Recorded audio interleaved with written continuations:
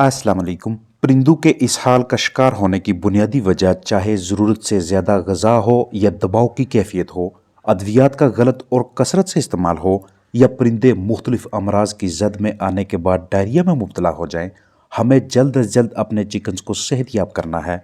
मुतासरा bird अलग करें, ताज़ा पानी, विटामिन्स, इलेक्ट्रोलाइट्स दें और डायरिया की बुनियादी वजह के एन मुताबिक इलाज शुरू करें।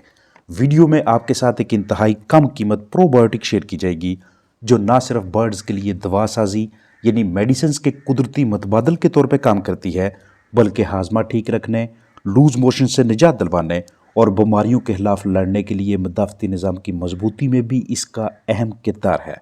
मोलेसिस की बात होगी जो कि बाज़ार से तैयारशुदा भी खरीदे जा सकते हैं या घर में खुद भी तैयार कर सकते हैं।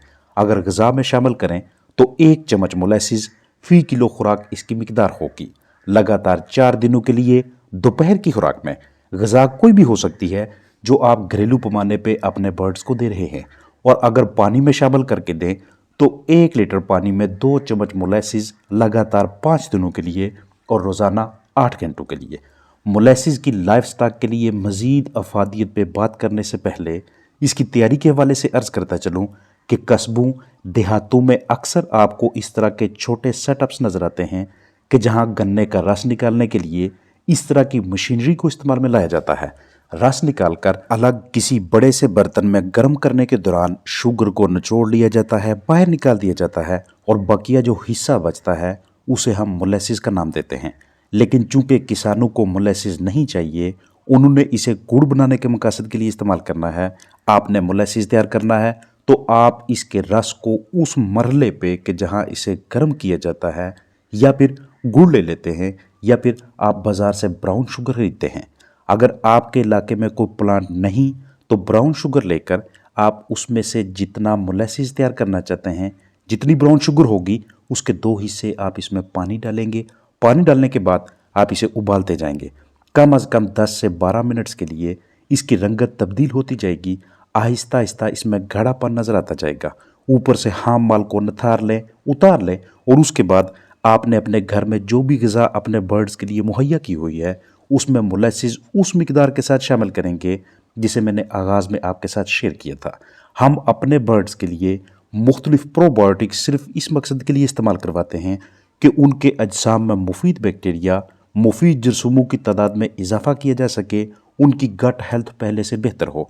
इस मकसद के लिए ये एक ज़बरदस्त चॉइस है क्योंकि मोलेसिस के इस्तेमाल से न सिर्फ खुराक के अखराजात में कमी आती है, बल्कि वो वाले परिंदे जो बीमार हों, किसी वजह से लागर हों, जो खाने पीने में दिलचस्पी नहीं दिखाते, तो इस मोलेसिस का जायका मुतासरा चिकन्स को अपनी जानब माइल करता है, अट्रैक्ट करता है। चिकन्स खाने पीने लगते हैं, उनकी सेहत अच्छी होने लगती है। आंतों में सोजिश हो या जिस्म में विटामिन्स मिनरल्स की कमी वाक़या हो जाए, निज़ाम यानी कि डाइजेस्टिव सिस्टम को ठीक करना हो, या हमारे बर्ड्स फफूंदी फंगस वाली ग़िज़ा खा लें या बिस्तर से गंदगी खा लें, गंदा पानी पी लें, कोई भी जहरीली चीज़ अपने जिस्म में ले जाएं टॉक्सिन्स पॉइजन्स की सूरत में, तो ऐसी सूरत हाल में भी मोलेसिस का इस्तेमाल आपको मुस्बत नताइज देगा क्योंकि इसमें कैल्शियम, मैग्नीशियम, पोटाशियम और आयरन भी शामिल हैं। बाज़ औक़ात हमें अपने सुस्त और लागर बर्ड्स पे तारी स्ट्रेस को, तनाव को कम करने के लिए, उनकी काहली को ख़त्म करने के लिए फ्लशिंग करवानी पड़ती है, और फ्लशिंग के लिए मोलेसिस का इस्तेमाल भी आपको शानदार नताइज देगा। अच्छी लज्जत, बेहतरीन जायका की वजह से हम ना सिर्फ अपने बर्ड्स की अच्छी नशोनुमा यानी पट्ठू की मजबूती के लिए मोलेसिस को यूज़ करवाते हैं, बल्कि सांस के मुख्तलिफ मसाइल से बचाव के लिए भी इसके अच्छे रिजल्ट्स हैं। एंट्राइटिस यानी कि आंतों में सोजिश हो जाए, या हमारे बर्ड्स के कॉक्सी में मुब्तला होने के इम्कानात अलामत दिखाई दें, या चिकन्स कॉक्सी यानी खूनी पेचिश जैसे मर्ज़ का शिकार हो जाएं, बॉडी के अंदर वर्म्स हों, या फिर बड़े या छोटे चिकन्स डायरिया में मुब्तला हो जाएं, तो इन मुख्तलिफ सूरतों में भी मोलेसिस का इस्तेमाल इंतहाई कारआमद साबित होता है। कोशिश कीजिएगा कि जब भी आप मोलेसिस को खुराक में या पानी में इस्तेमाल करवाएं तो ये 24 घंटों के अंदर अंदर ही इस्तेमाल हो जाना चाहिए। इतनी ज़्यादा मिकदार में इन्हें तैयार करके ना रखें कि इसे आने वाले हफ्तों, महीनों के लिए भी यूज़ करना पड़े। अगले दिन जो तैयार करना है उसकी दरकार मिकदार फिर से तैयार करनी होगी। ये थोड़ा सा तगोदो वाला काम है, लेकिन इनके रिजल्ट्स को देखा जाए, इनकी अफादियत पे नज़र दौड़ाई जाए, इनकी कीमती खरीद या तैयारी के दौरान होने वाले खर्च को देखा जाए, तो दीगर ढेर सारी अद्वियात की निस्बत ये हमारी पहली चॉइस होनी चाहिए। कमर्शियल पैमाने पे या फिर घरेलू चिकन्स में डायरिया की मुख्तलिफ वजूहात होती हैं। बाज़ औक़ात पतली बीटें मुख्तसर मुद्दत यानी चंद ही घंटों के लिए दिखाई देती हैं और बर्ड्स खुद बहुत रिकवर हो जाते हैं, सेहतयाब हो जाते हैं। लेकिन बाज़ औक़ात आपको डायरिया तसलसल से दिखाई देता है, जिसका रिजल्ट ये निकलता है कि हमारे चिकन्स के अजसाम में ना सिर्फ पानी की कमी होती है बल्कि इलेक्ट्रोलाइट्स का भी तवाज़ुन बिगड़ने लगता है और बहुत जल्द डिहाइड्रेशन की वजह से फ्लाक शदीद मुतासर हो जाता है। अगर आपको इस तरह की बीटें दिखाई दें कि जिनमें बबल्स हों तो ये नॉर्मल सीकल ड्रॉपिंग्स हैं जो कि सीका से निकलती हैं। ये आम ड्रॉपिंग्स हैं, इसमें परेशानी वाली कोई बात नहीं होती क्योंकि दिन के मुख्तलिफ औकात में और रात को भी चिकन्स इस तरह की बीटें करते रहते हैं। ये बर्ड्स में कुदरती निज़ाम है, हमेशा अपने चिकन्स को उनके जिस्मानी वज़न और उम्र के हिसाब से ग़िज़ा दें।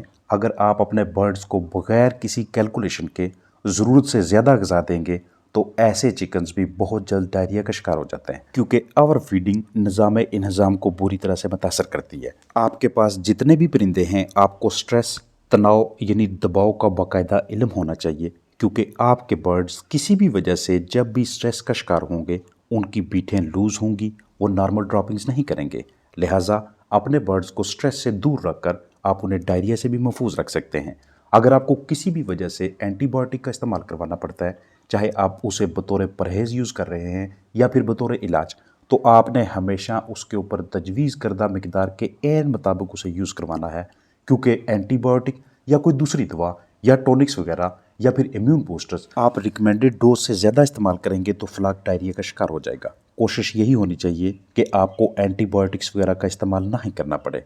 आपके फ्लाक में किसी भी वजह से वर्म्स, कीड़ों, तफैलियों की भरमार हो जाती है तो ऐसे चिकन्स भी नॉर्मल ड्रॉपिंग नहीं करते बल्कि जगह जगह पे आपको पतली बीटें दिखाई देंगी। लिहाजा कोई ना कोई अच्छा डिवर्मर अपने बर्ड्स की तादाद के हिसाब से यूज़ करवाइएगा। अगर फ्लाक के अंदर कॉक्सीडियोसिस यानी खूनी पेचे जैसा मर्ज आ जाए तो उस फ्लाक की बीटें भी आपको लूज दिखाई देंगी। लिहाजा आगाज़ में ग़िज़ा में कॉक्सीडियोस्टेट्स या फिर अपने चिकन्स को कॉक्सी की वैक्सीन करवाएं और जब आपके पास बर्ड्स आएँ तो उसके बाद तंग जगह पे ज़्यादा चिकन्स बिल्कुल ना रखें, ताज़ा पानी फराहम करें, साफ़ सुथरे माहौल को यकीनी बनाएं। इन्फेक्शियस कोराइज़ा की जद में आया हुआ फ्लाक भी पतली बीटें करने लगता है। इस मर्ज से बचाने के लिए आप अच्छी एंटीबायोटिक्स को इस्तेमाल में लाएंगे।